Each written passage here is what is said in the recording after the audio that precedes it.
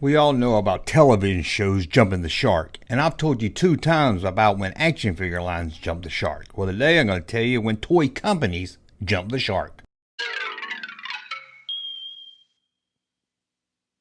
Welcome back to the Junk Room, everybody. It's me, the Junkman, coming back with our 3rd video of the day. That's right, 3 videos a day.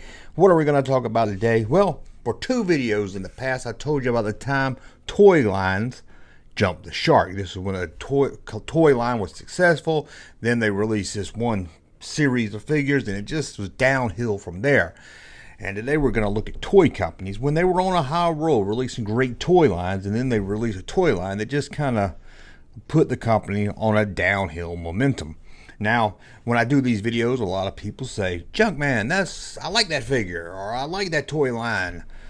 This isn't saying the toy line's bad. It's not even saying the figure that caused the downfall was bad. It's just saying after that, it went down. The expression comes from when the Fonz, jumped the shark, and ever since then, the series just slowly went down. That's not saying the shark episode wasn't good, just the ones after it was kind of on its way out. And yeah, there was probably good episodes after that. I don't know. I quit watching Happy Days. Remember when Fonz lost his jacket and he became a school teacher? It just wasn't Happy Days anymore. It was just Days. It wasn't Happy Days anymore. I still don't understand to this day why Potsy didn't get a spinoff series. I don't know why they didn't make a series called Posse Comes Home. They could air on ABC at 9 o'clock. I would have watched that. That would have been awesome. So now that I kind of explained the term jumping the shark, which you all know the meaning of anyway, it's time to look at these toy companies. And we're going to go with one that I like to talk about, Glasslight. However you say it. Is it Glasslight or Glasslight? I know that's a running joke I've been using on this site for about 4 years now. It's not funny anymore. Time to move on and get some new material, I guess. But Glasslight was a Brazilian company, and let's be honest. Sorry about that. Had to cut out a cough because I'm still feeling a little under the weather because my son decided to give me a virus for my birthday. Oh, I just hope it wasn't that Cornelius virus. Whew. Remember when we used to all be scared of that? Anyway, let's get on talking about these toy companies, and we're talking Glasslight. And sure, it's a Brazilian company, and they never had the top toys in the world, but they were doing okay. That was until probably 1995 when they released action figures based on T.J. Hooker.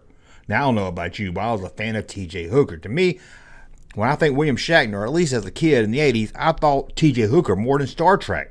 I loved T.J. Hooker. It was a great show.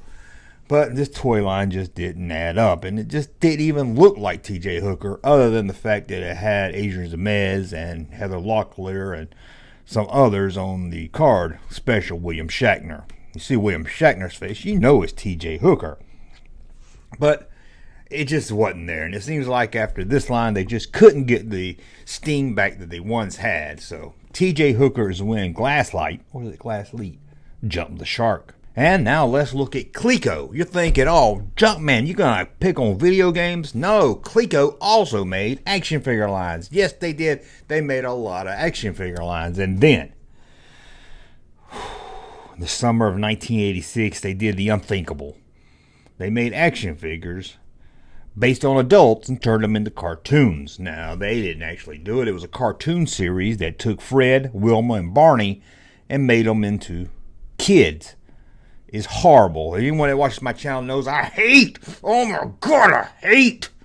when they turn anything into babies or kids. Don't even get me started on Muppet Babies and Miss Piggy wearing a diaper and shitting herself. Don't even get me started on that. It's disgusting.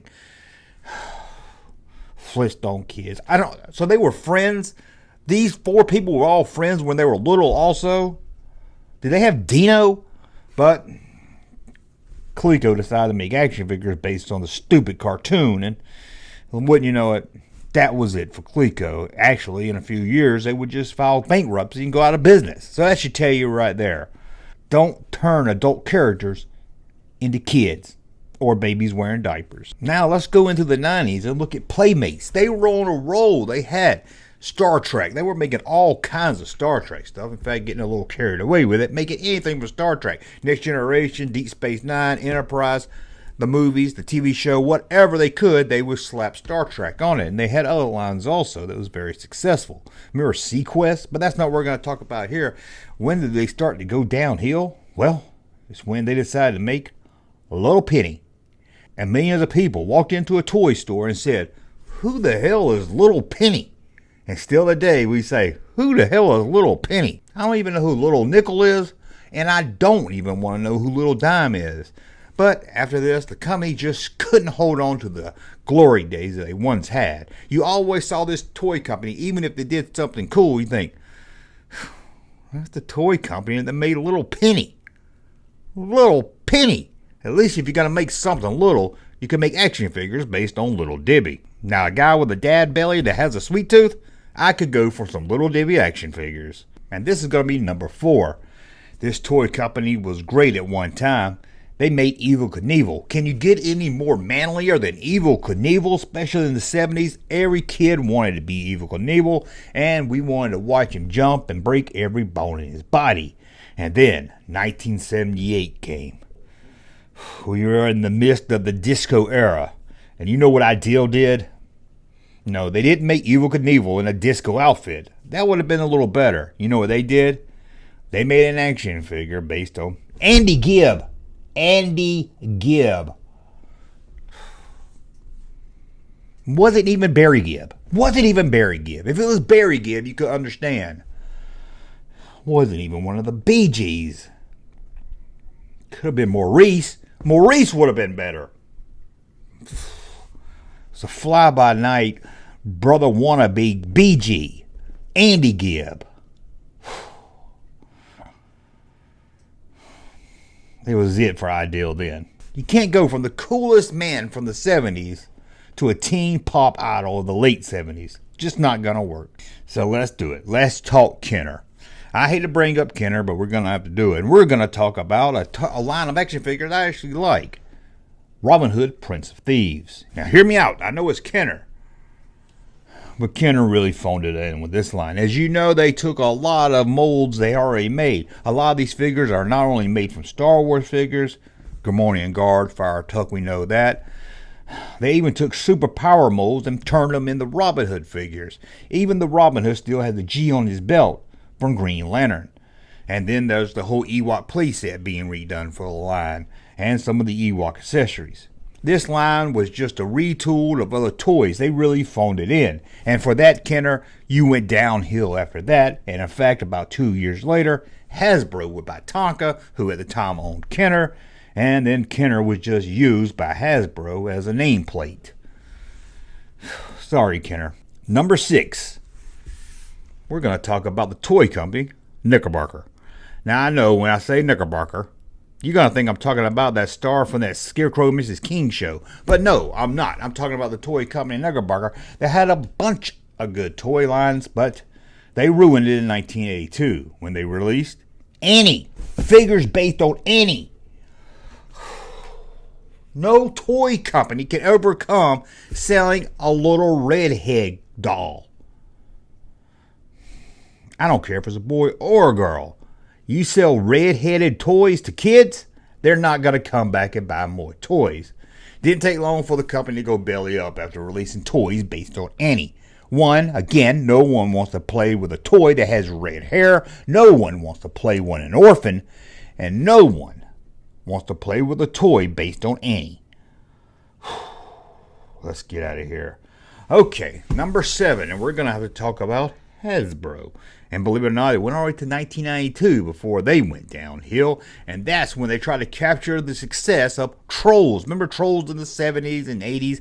It was a little naked troll that had a little diamond in his chest. Girls loved these things. And I guess some boys did also. But the target market was girls. So Hasbro said, let's aim toward the guys. And they released Battle Trolls. They took the concept of Trolls and tried to He-Man them up. Battle Trolls is stupid. Just saying the word upsets me. Battle Trolls. And that was it for Hasbro. You were on a downhill slope that you're still sliding down today. Whew. After all, this is a toy company that today makes Halloween Star Wars figures. I'm not even going to mention those rainbow figures they make. Ugh. So let's go to Mattel in 1988. Mattel was on a high swing here. They had a lot of great toys in the 80s. And they wanted to get some of that G.I. Joe dollars. But they didn't want to put a lot of money into making figures. So what did they make? Little cheap figures called Guts. Most of them was military, but they tried to get on that ninja bandwagon of the 80s also. These are stupid. That was the downhill slope from Mattel. Is Mattel still around today? What toy line does Mattel make today that anyone cares about? Ooh, I can't wait to see what action figure Mattel's releasing this year. Because no one cares what Mattel's doing in the action figure toy section. Oh, hold it guys. Let's interrupt this video to tell you, if you enjoy the 5 o'clock Junkman Quickie, I'm going to keep doing those, but they're going to move over to the Junkman Live channel, which I now call Junkman Plus. That's right, the Junkman Plus channel, links in the description below. That's where you'll find the toy hunting videos from now on. That's where you'll find clips. Sometimes it's just Star Wars related clips, old toy related clips, and best of all, clips from the live stream and other things. So if you hadn't subscribed to the yellow channel, please head over there now and subscribe to the yellow channel. I think you'll like what you find. Now let's get back to the video. Don't worry, it's not already in progress. And let's talk about one of my personal favorite lines, or companies I should say, Remco. Remco started out strong. I did a whole video of how strong they started out, and then they started to just make whatever they could.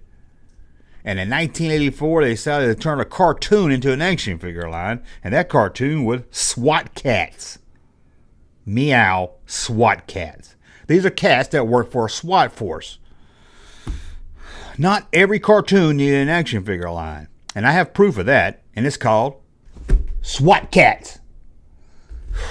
Now, I don't know. I have to look to see to make sure, but I really hope they didn't put a Z at the end of cats. Probably didn't spell cats with a K. I bet they did. You guys see the picture. I don't, but they probably did. And that's shameful right there. But that would have been Remco's fault. But Remco was done after SWAT Cats. I hope at least Robert Urich did one of the voices on the cartoon. Only would make sense. And this leaves us with Mego, the Mego toy company, who was doing great in the 70s, one of the leading toy companies.